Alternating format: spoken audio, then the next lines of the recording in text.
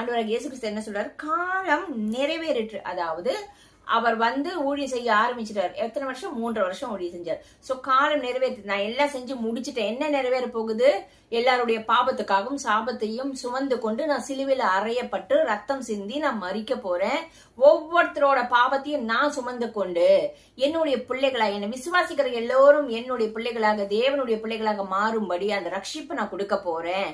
பரலோக ராஜ்யம் உங்களுக்கு சமீபமா இருக்கு, மனம் திரும்புங்கள். எதை விட்டு மனம் திரும்பணும்?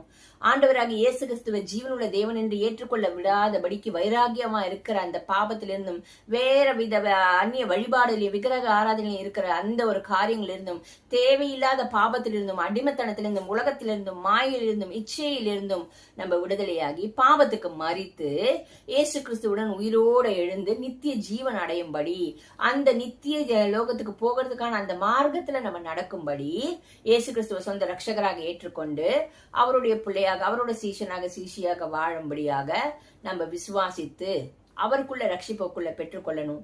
சோ பழைய சுபாவங்களிலிருந்து நம்ம மனம் திரும்பி, பாவத்திலிருந்து மனம் திரும்பி ரட்சிக்கப்படணும்.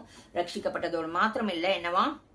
மனம் திரும்பி சுவிசேஷத்தை விசுவாசியுங்கள் என்றார். சுவிசேஷனாக்க காஸ்பல், குட் நியூஸ். என்ன குட் நியூஸ்?